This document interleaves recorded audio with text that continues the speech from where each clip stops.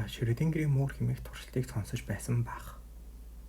Шрёдингерийн муур хэмээх энэхүү туршилт нь нэг цагийн дараа 50% магадaltaйгаар задарч эсвэл хэвээрээ үлддэг атомыг мэдрэгчтэй холбож тавиад хэрвээ атом задарсан байх юм бол мэдрэгч нь хортхийг муур байгаа сав руу шахдаг тийм туршилт юм. Энэхүү туршилт нь яагаад алдарсан бэ гэвэл энэ туршилт нь квант механикийн хамгийн чухал үзэгдлүүдийн нэгэнтэй холбоотой билээ.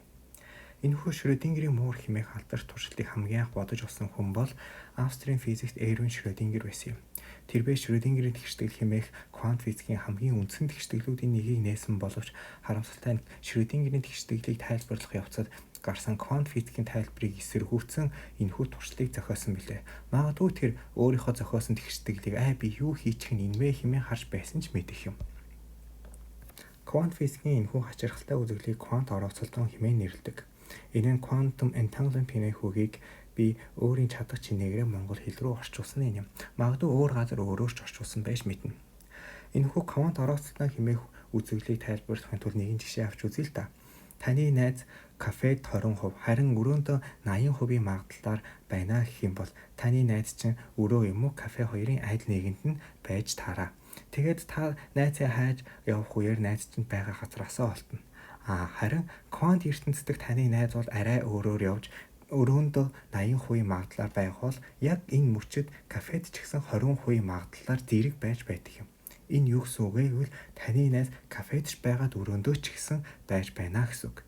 Мэдээж энэ солиотой сонсогдож байгаа л та. Тэгтэл энэ бол үнэн. Энэхүү туршилтын ялгааг нь тайлбарлах юм бол бид нэр жирийн нөхцөлд хаана байгааг нь мэдэхгүй учраас магадaltaар хаана байгааг нь тооцон гаргасан. Харин квант физиктээр болохоор анханасаа хоёр газар нэгэн зэрэг оршиж буй учраас магадлал гарсан гэсэн үг юм.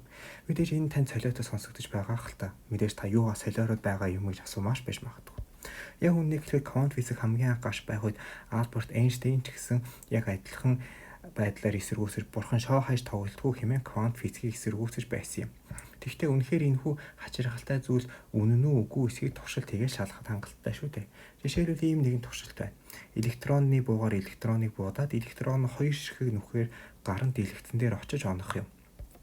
Энэхүү туршилтыг зүгээр жирийн хар ухаанаар бодоод үзэх юм бол электронууд хоёр ширхэг нүхээр гарч яваад дэлгэцэн дээр очиж тусаж байгаа учраас хоёр ширхэг зураас үүсэх байхаа хэмээн таамаглаж болно.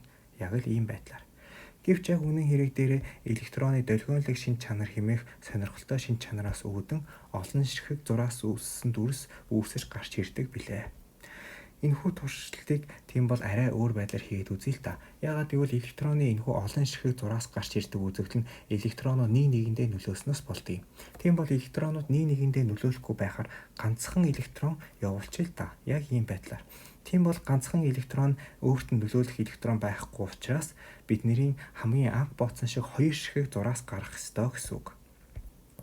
Гэтэл яг үнийн хэрэг дээрээ туршилтыг боддоор хийгээд үзэх юм бол олон ширхэг электрон явуулсантай яг адилхан олон ширхэг зураас гараад ирдэг.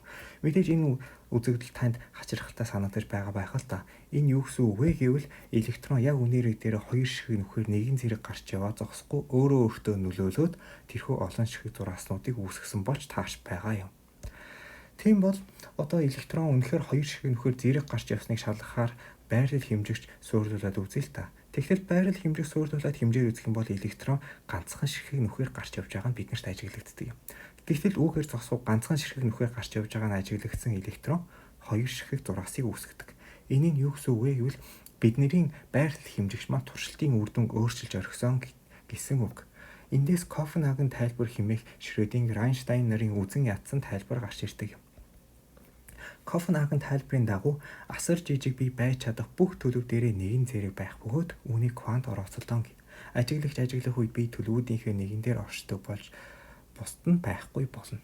Энэ нь юу гэсэн үг вэ гэвэл та найзыгаа хайх үед таны найз чинь кафе болон өрөөнд дотроо нэгэн зэрэг байсан боловч та найзыгаа өрөөнөөс олох үед кафед байсан найз чинь байхгүй болж өрөөн дотор байсан найз чинь л үлдсэн гэсэн. Мэдээж энэ солиотой сонсогдож байгаа хэл та. Тэгвэл үүгээр Шрёдингерийн муур хэмээх алдарч туршилтыг дахин тайлбарлах юм бол атом задрах үеэр 50% магадaltaйгаар задарч 50% магадaltaйгаар үлдэх хүчээр муур ч гэсэн 50% магадaltaйгаар үхэж 50% магадaltaйгаар амьд үлдсэн байдалтай давхцаа байж байна гэсэн үг. Мэдээж энэ үнэхээр солиотой сонсогдож байна шүү дээ. Тиймээс үүнээс үүдэн надаас бусд нь хуурамч хэмээх философийн үзэгдлийг хүртэл гаргаж ирдэг хүмүүс байдаг. Гэвч энэхүү философийн солиорол руу орохгүйгээр арай өөр байдлаар энэ үзэгдийг тайлбарж болно. Энэ бол декохеренс хэмээх үзэгдэл юм. Декохеренс гэдгийг монгол хэл рүү орчуулах юм бол уялдаагүй жилт хэмээн орчуулахад аавын тохиромжтой юм байна надад санагдсан.